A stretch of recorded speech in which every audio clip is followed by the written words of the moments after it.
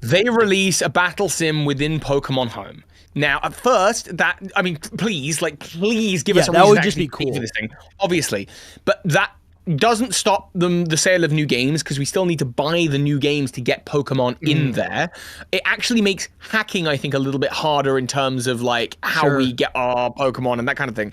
And it also solves the problem of at competitive tournaments, if they wanted, they could just have a giant Pokemon Home that players take from, and can generate whatever they want. If they released some kind of battle sim and that became the standard, maybe that's something we could see. But like, I don't know. That feels far-fetched. You know what, though? Hey, I'm with you that it's far-fetched, but if I can, because I love what you're saying, so I want to add some fuel to the fire. We learned last year that there was a formation of, because Pokemon Home is developed by ILCA, and we learned last year that there was a formation of a company called Pokemon Works, and that is a basically a collaborative effort between Game Freak and ILCA.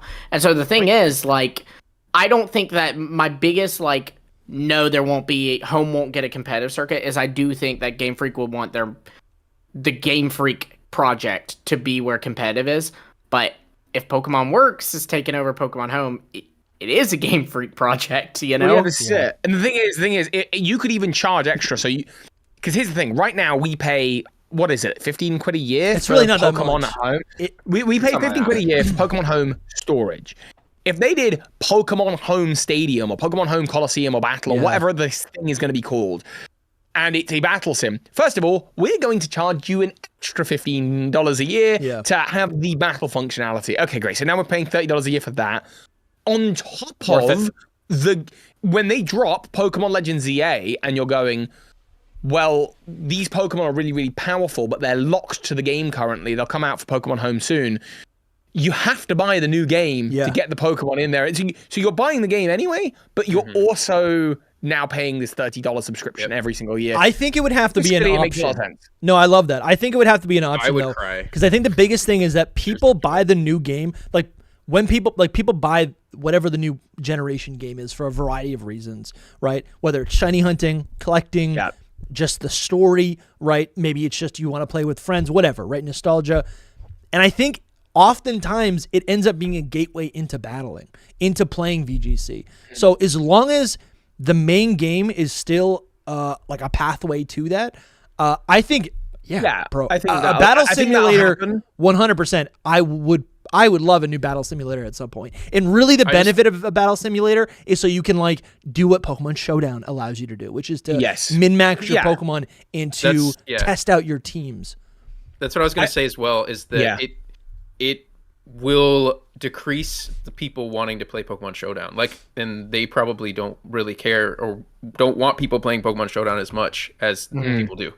So it would decrease that a lot. But also, the whole gaming industry has kind of, in recent years, gone towards this like whole live game scenario where it's just like, you know, Call of Duty or Fortnite or whatever, where they just constantly are updating this online free thing that you play, and you know, there's microtransactions or whatever. And that would be like a gaming industry. You could imagine, you could imagine a world where, for example, you build using free play in Pokemon Home Battle Sim. You're like, okay, I want an Enamorus with these stats and with these moves, whatever. In an Ultra Ball. That, but you can't use it in a competitive tournament, because what they want you to do is it'll have a recommendation. To get this Pokemon, please transfer from Pokemon Legends Arceus to get it with the stats we recommend putting in Pokemon Home. Or you can pay a $1 fee to like then max out the Pokemon. How horrendous and predatory that would be. I wouldn't want that, but I could see I don't want it. I'm kind of for that, though. I'm kind of about it. I have been dreaming about this game. I've been dreaming about this game forever, Toby. I could see them doing it. It's like, how do we get more money out of people? And to be fair, if you could pay $6, I wouldn't want that. Yeah.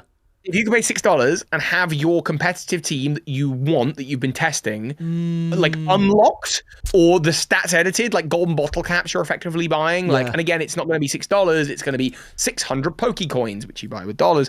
Yo, that's actually really interesting. You know, unlock golden bottle caps in this thing, or rainbow bottle caps that do absolutely anything you want to a Pokemon at once. Now, all of this is super. No, I like super this. speculative. Bringing it back to Pokemon Day. Well, I just want to add to it. I do think if a system like this was implemented, right? Yes, no one wants microtransactions in our core series games, right? Leave that to Pokemon Go. Leave that to the spin-offs, right? But if that was allowed and there was a battle simulator thing, I do think the battle simulator, the customization of your Pokemon would, in the same way that Pokemon Stadium does this, it still limits the almost like the personality of the Pokemon. You would still have base form of the Pokemon. It couldn't be shiny. It couldn't have a mark. It couldn't have a nickname, right? It was a standard size, let's say. And what you can that bring does, in your own Pokemon too. Yes. Honestly. And what that now does is, yes, if you're only in it for competitive, that is something that you can do, right? That it's kind of sterile though. And what it actually kind of increases is the value of actually playing the RPG, collecting your own Pokemon, creating that special bond, catching a shiny, collecting the ribbons, getting the marks, right? It actually increases the value of those Pokemon immensely. They could even restrict your ability to, if you do this, like, okay, so you've bought you've bought a Thankyous, you've caught an Amorous, you've transferred it into Pokemon Home, you've got your desired stat block. You can pay $1 to get the Rainbow Bottle Cap. Now, the Rainbow Bottle Cap is going to change all of the moves, stats, and whatever you want. Ooh, that's whatever cool. you like. But you will no longer be able to transfer this Pokemon back into back into the game. Sure. What that does is, I don't know what exactly preserves the ecosystem. But it basically the economy means that like you don't have people trying to like buy a game and then on day one like buy a Pokedex and then sell them almost. Like, well, they wouldn't be able to. Yeah, exactly. Why would they? Exactly. Why would anyone ever? For example, there's this huge issue with hacking, right? In that like. I could go on eBay tomorrow if I wanted and buy a perfect IV shiny Mew, right? I can do that right now, and I'll probably get charged $7 by someone on eBay to do it. But if the Pokemon Company can make their money doing it, then that shuts down that industry instantly. And no one is doing it no one's going to undercut them on eBay. No one's going to do that service for 50 cents per Pokemon or whatever. It also just deals with anything like legitimacy issues. It deals with anything like this Pokemon couldn't have been obtained. Something like this would be crazy. I don't know why they haven't done it. It would. Pokemon would love it because there's so many opportunities to make money here in all different ways. The community would hate the fact that they're going to pay for it, but of course they are. And I think more people than ever would try competitive. I would. I absolutely would try competitive. Yeah, because I would sim the battles and I would test and test and test and test and test. And I would know that what I don't have to do is I don't have to hatch eggs. I don't have to do any of that stuff. I can just pay $7 to the Pokemon Company to get their official ones that I'm not going to have any legal issues with. Now, all of this is crazy speculation.